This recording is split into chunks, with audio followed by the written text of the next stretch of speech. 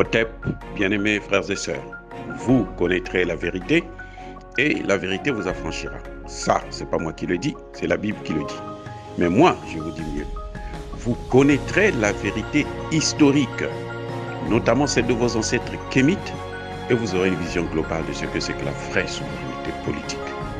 J'ajoute, vous reviendrez à la spiritualité africaine ancestrale et vous comprendrez les enjeux de l'indépendance économique. Et pour terminer, vous accepterez votre identité culturelle kémite et vous obtiendrez deux choses. La première, c'est la paix. La seconde, c'est le développement, à une condition. L'unité de toute l'Afrique noire, l'unité de tous les Noirs du monde entier.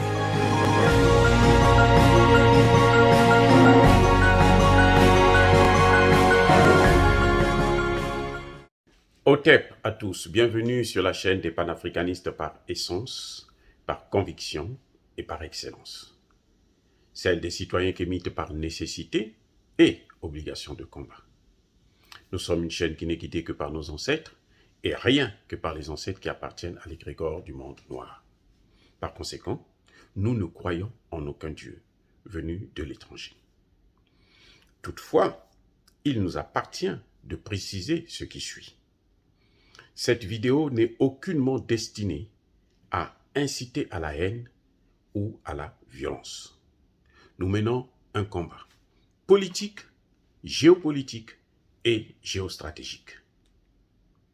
Il s'agit pour nous d'apporter notre modeste contribution à ce noble combat en faveur de la souveraineté, la dignité et l'unité de l'Afrique. Et ça, c'est le panafricanisme. Oh, bien-aimés frères et sœurs, aujourd'hui, je veux vous parler du New Deal que propose Emmanuel Macron et les pays européens à l'Afrique. Comme d'habitude, c'est eux qui veulent toujours nous contrôler, nous guider. Ils doivent nous dire ce que nous devons faire. Cette fois-ci, Emmanuel Macron n'est pas seul. Il est avec tous les pays européens. Il décide d'envahir encore l'Afrique, de faire signer aux Africains des contrats qui vont engager leur pays pour beaucoup d'années encore et nous maintenir, comme d'habitude, dans l'esclavage et la colonisation. Parce que ce n'est pas aujourd'hui que ça a commencé, ça a toujours été le cas. Hein, vous voyez, malheureusement, certains leaders africains qui n'ont toujours rien compris, qui ne sont pas soucieux de leur population, de l'avenir de la jeunesse africaine, qui pensent plutôt à leurs petits intérêts, l'argent et les maisons qu'ils vont avoir en Occident et sacrifier l'Afrique. On vous parle de New Deal. Je vais d'abord vous présenter deux éléments pour justifier que ça n'a aucun sens. Le premier élément, c'est quoi? Ils nous disent que c'est New Deal. Nous savons, le Parlement français l'a dit. Emmanuel Macron ne cesse de le répéter à qui veut l'entendre. Et au niveau des Européens, tout le monde sait, l'avenir de l'Europe, c'est l'Afrique. Pourquoi ce sommet n'a pas lieu en Afrique? Pourquoi ce sommet-là, c'est en Europe? Pourquoi ce sommet? Ce sont les Européens qui convoquent, je dis bien convoquent, je pèse mes mots, qui convoquent les Africains, les leaders africains. On a vu tout récemment, Emmanuel Macron a dit « je devais changer de politique ». Il s'est tourné vers la jeunesse, la société civile. Il a convoqué les gens au sommet de Pau. Quel est le résultat? Quel est le bilan? Faites-nous le bilan de ce deal. C'était ça le New Deal, la disparition. Il faut enlever la France-Afrique. Mais qu'est-ce qu'il fait au Mali? Violer la souveraineté du Mali, c'est quoi? Ce n'est pas la France-Afrique, ça? Mais de quoi parle-t-on? New Deal, c'est quelque chose de nouveau. C'est pas parce qu'ils vont promettre 150 milliards d'euros à l'Afrique que ils sont les sauveurs de l'Afrique. Non.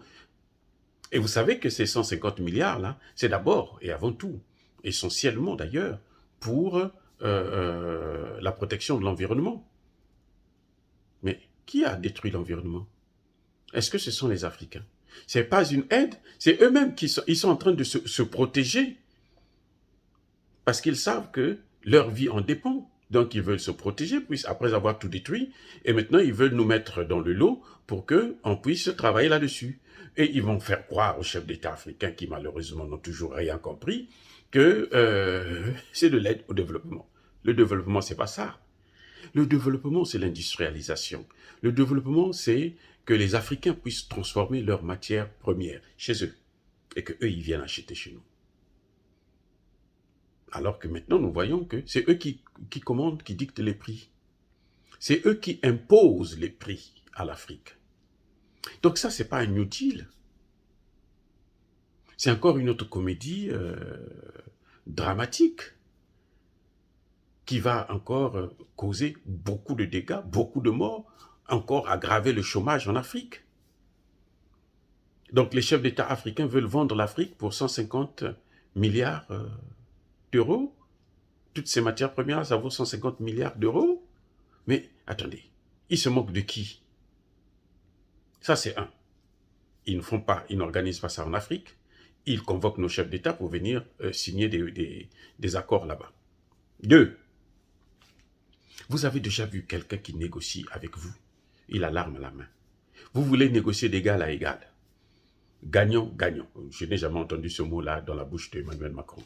Vous voulez faire des accords gagnant, gagnant. Et vous venez à la table de négociation, vous avez une arme face à des civils, des gens qui ne sont pas armés.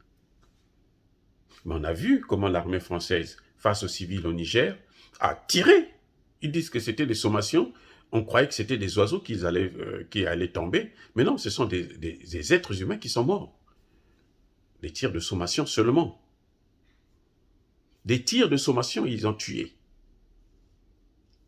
Au moins 3 morts. Sans compter les blessés graves. Donc, on ne négocie pas avec quelqu'un qui a une arme à la main. Non. L'Afrique est entourée des bases militaires françaises et européennes maintenant.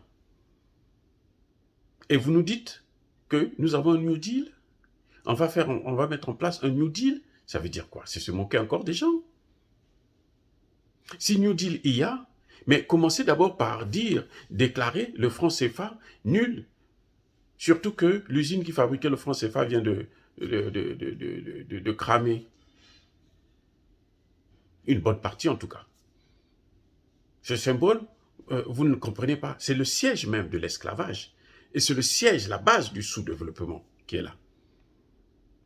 S'ils veulent parler de New Deal, mais ils devaient avoir un discours fort pour dire que non, bon, le franc CFA, maintenant, les Africains doivent avoir leur monnaie pour garantir leur souveraineté monétaire. Surtout que le franc CFA, c'est un système nazi. C'est une monnaie nazie. C'est le système que Hitler avait mis en place entre l'Allemagne et la France. Que le général de Gaulle a pris à imposer ça aux pays africains. Donc, vous voyez, ce qu'ils appellent New Deal, là, c'est ridicule. Et puis même, New Deal, je vais vous dire, l'Afrique, il y a quelques années, avait créé ce qu'on appelait le NEPAD, Nouveau Partenariat pour le développement de l'Afrique. Lesquels qui ont saboté ça? Ça, c'était les Africains. C'était l'œuvre des Africains. Ce n'était pas l'œuvre des Européens, c'était les Africains qui ont dit « voilà ce que nous voulons et puis maintenant nous allons vers les autres partenaires pour leur présenter « voilà nos priorités ». Je connais ça très bien pour avoir créé le NEPAD qui concernait seulement les docteurs africains. Et on a conseillé l'Union africaine à propos. Je fais partie, on était 3 qui avions conçu ce projet de création d'une EHPAD avec un Camerounais et un Sénégalais. Ici, aux États-Unis. Je me souviens encore, c'était dans le Connecticut.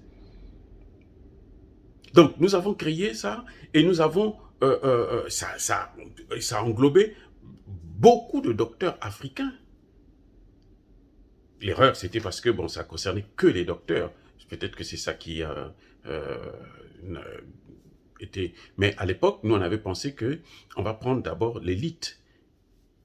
Donc, il n'y avait que des docteurs. Et les Français ont bousillé ce marché. Ils ont bousillé ce projet. Tous les Occidentaux d'ailleurs.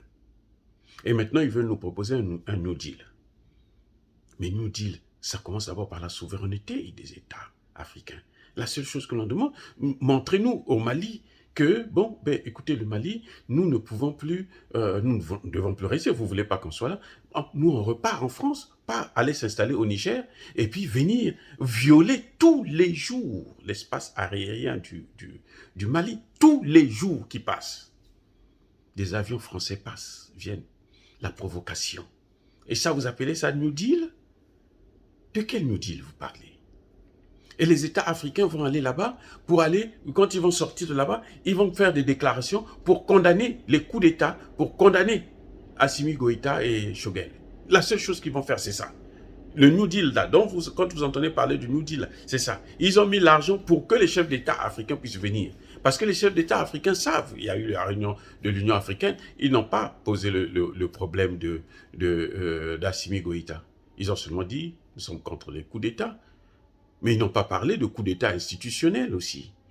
Parce que tout le monde, ils sont tous là-bas, pour la très grande majorité, des gens qui violent leur constitution pour avoir des troisièmes, des énièmes mandats.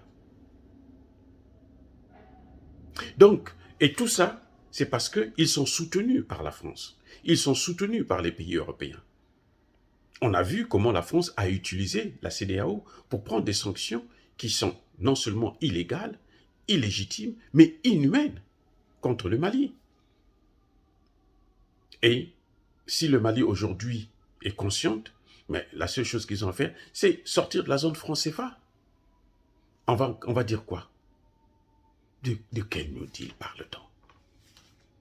On va voir les chefs d'État qui vont aller là-bas, on va écouter, on va suivre la déclaration qu'ils vont faire. Vous allez voir que ça va être la condamnation des coups d'État, et notamment le Mali. Tout le monde, ils vont condamner le Mali, condamner soi-disant Wagner, que nous ne connaissons pas d'ailleurs, puisque Wagner, il est prouvé que Wagner n'existe pas.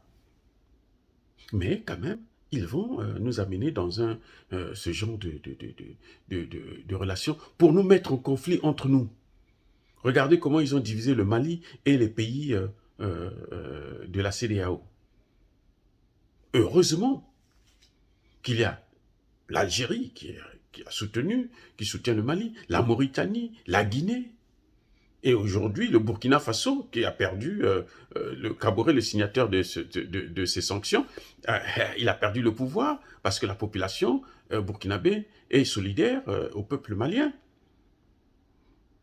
Et ce qui fait que ça a divisé carrément la CEDEAO en deux. La CEDEAO est divisée là. Et ils prennent des sanctions inhumaines parce que ils ne sanctionnent pas seulement le peuple malien, mais ils sanctionnent aussi le peuple ivoirien, ils sanctionnent aussi le peuple sénégalais, juste pour les intérêts de la France. Et regardez comment ils sont en train de renforcer la base militaire en Côte d'Ivoire. Et vous nous appelez pour un New Deal. Vous occupez le terrain, vous occupez notre territoire, vous vous imposez et vous nous appelez pour venir faire un New Deal. C'est-à-dire que c'est vraiment, c'est une façon de se moquer de nous. Vous avez des gens, malheureusement, comme Macky Sall, parce que bon, on lui a donné de l'argent et bon, il pense que c'est une bonne chose. Mais on a vu, regardez, ils ont eu un train, hein, ils appellent ça le train à grande vitesse. Ok, très bien. Vous savez à qui ça appartient? Ça appartient à la France. Il n'y a pas un seul franc sénégalais dans ça. Il n'y a pas un partenaire sénégalais. Donc, c'est la France qui vient, qui ouvre, qui crée son chemin de fer, et puis bon, elle exploite les matières premières déjà, et puis les gens qui voyagent, le peu d'argent qu'ils ont, on donne encore à la France, même pas au gouvernement sénégalais. Ça, c'est pas le développement, les gars. Le développement, c'est pas ça. Ça, c'est pas le développement. Ça, c'est la colonisation qui continue.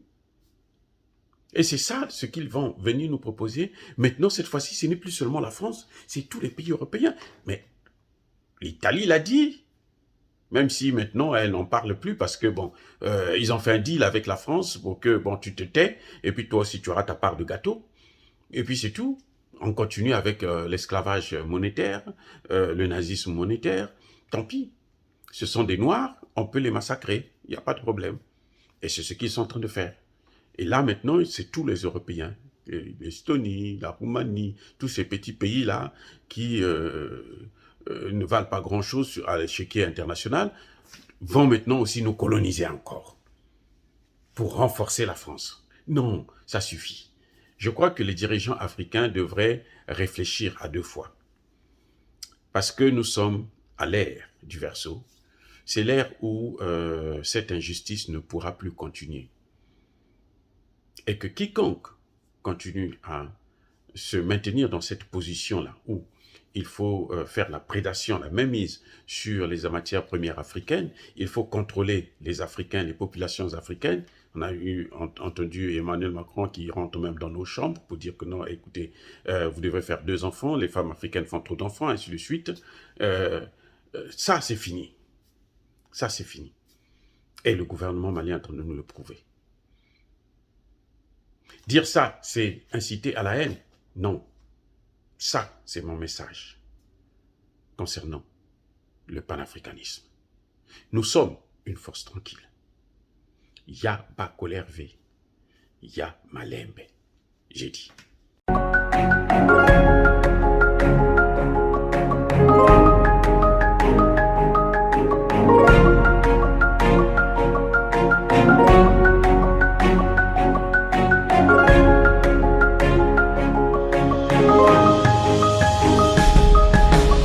Eux, ils marchent par la foi et non par la vue.